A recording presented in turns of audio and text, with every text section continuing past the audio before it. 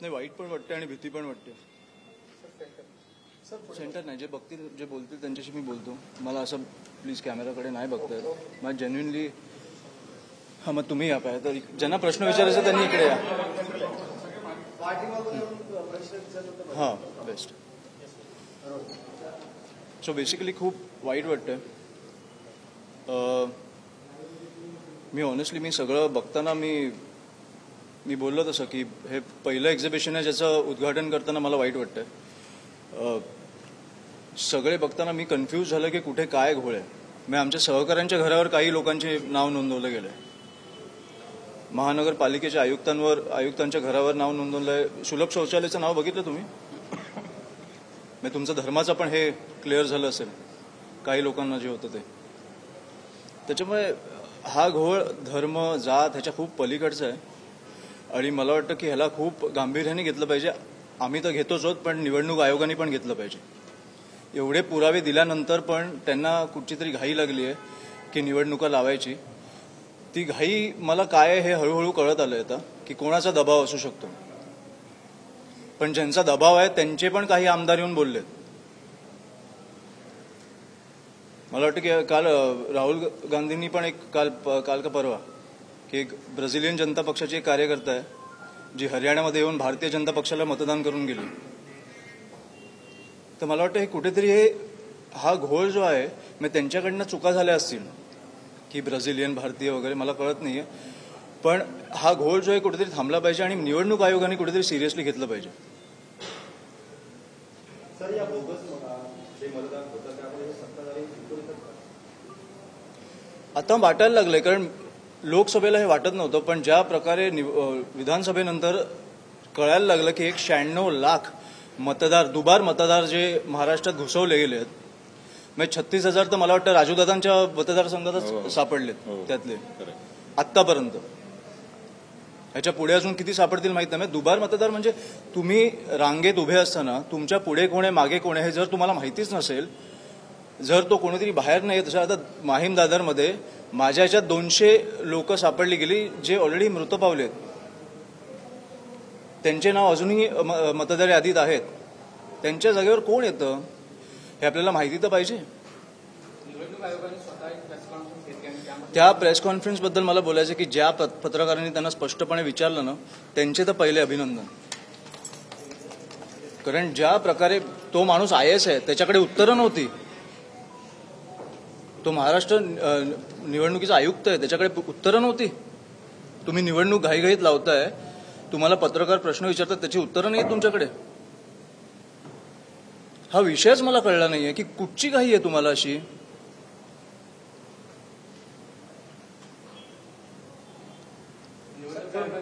आयुक्तांनी असंही सांगितलं की जे बोगस मतदार आहेत त्यांच्या नावासमोर गुगल स्टार चिन्हांकित केलं जाईल. या त्याची मी त्या दिवशी त्यांची प्रेस कॉन्फरन्स पण बघितली आणि मी जे विरोधी पक्षांबरोबर मी राजसाहेबांबरोबर जे त्यांना भेटायला गेलेलो ती बैठक पण मी बघितली. त्याच्यात पण ते एकमेकांवर ढकलत होते आणि या प्रेस कॉन्फरन्समध्ये पण त्यांच्याकडे उत्तर नव्हती, ते एकमेकांवर ढकलत होते. त्याच्यामुळे ते काय बोलतायत ना ह्याला मी आता महत्वच देत नाहीये. दुबार मतदार मतदान करू शकणार नाहीत ह्याची काळजी आम्ही आता घेतोय. केंद्रीय निवडणूक आयोग पण होते त्या दिवशी, म्हणून तर ती दुसरी बैठक झाली.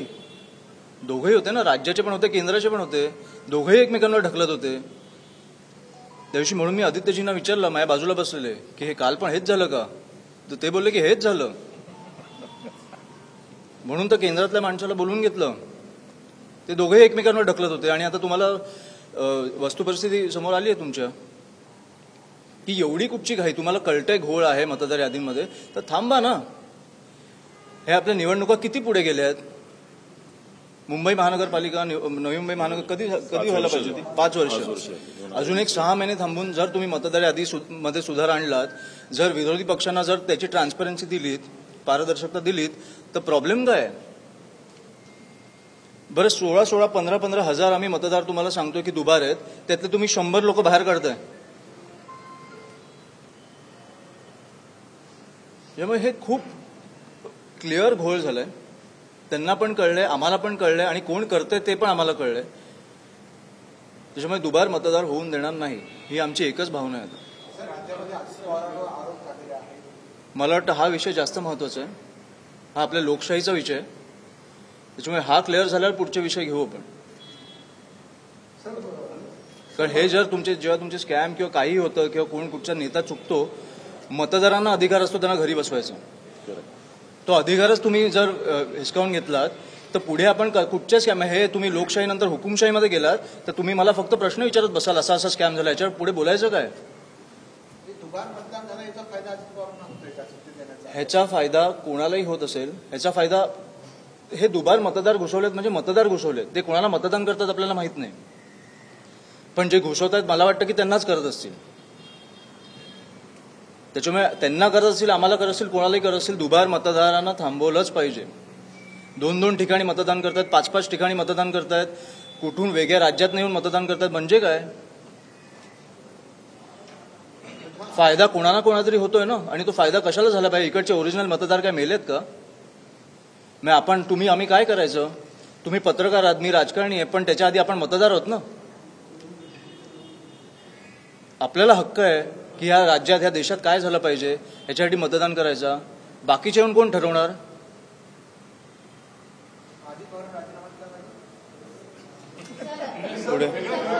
विनयजी बोला. विनयजी बोला. मराठी तरुणांच्या संदर्भात काम केलं. नवी मुंबई विमानतळाच्या संदर्भात मनसेनेच काल परवाची बैठक घेतली होती. मी तुम्हाला ऑनेस्टली सांगू, मला ह्या सगळ्या प्रश्नांची उत्तर द्यायची आहेत, पण मला आजच्या विषयापासून भरकटायचं नाहीये.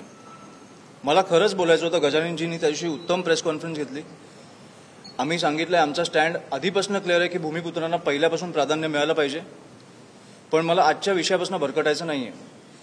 आम्ही इकडे जन्मतो, आम्हाला पहिलं प्राधान्य मिळालंच पाहिजे. प्रत्येक राज्याची ही भूमिका आहे. दक्षिणेतले राज्य बघा, पॉलिसी असेल, नियम नसेल तरी ते राबवून घेतात. ती धडक घेऊ, पण त्याच्या आधी निवडणुकीच्या ह्याच्यावर आम्हाला पारदर्शकता आली पाहिजे. नाही तर आम्ही रस्त्यावर तर आंदोलन करतच राहू. आमची सत्ता तसंही राजसाहेब बोललेत रस्त्यावरच आहे, पण शेवटी ती केंद्रात गेली, राज्यात गेली किंवा महानगरपालिकेत आली तर काय होऊ शकतं हे तुम्हाला पण माहिती आहे. काम करणं किती सोपं जातं हे तुम्हाला पण माहिती आहे. आम्ही काय लढून केसेस घेऊ, आम्हाला काही इश्यू नाहीये, पण शेवटी ज्या निवडणुका होतात त्या पारदर्शकतेने प्रामाणिकपणे झाल्या पाहिजेत एवढी आमची मागणी आहे.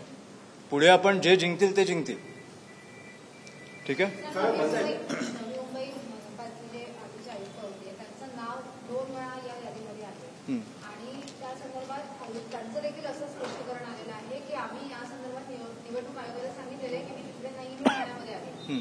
तरी देखील निवडणूक आयोगाने अद्याप त्याच्यावरती तुम्ही नवी मुंबईचं तुम्ही उदाहरण देताय. मी तुम्हाला त्या दिवशी सांगतो, मी ज्या बैठकींमध्ये बसलो ह्या विरोधी पक्षाचे सगळ्यात मोठमोठे नेते येऊन त्या निवडणूक आयोगाला सांगत होते की आमच्या मतदारसंघात काय झालं. तरी ते माजी आयुक्तांचाच प्रश्न आहे की 2 वेळा त्यांचं नाव आहे, त्यांनी निवडणूक आयोगाला पत्र देखील दिलेलं आहे, अद्यापही त्याच्यावर कुठलीही दखल घेतली गेलेली नाही. निवडणूक आयोग एवढा मोठा मोर्चा निघाला, त्याच्यावर दखल नाही घेतली त्यांनी. आता नगरपालिका आणि हे काय काय जाहीर केलं. तुम्ही काय बोलताय? निवडणूक आयोग का दखल करते? तुम्ही आता आमच्याकडनं अपेक्षा ठेवा, बाकी कोणाकडनं अपेक्षा ठेवू नका.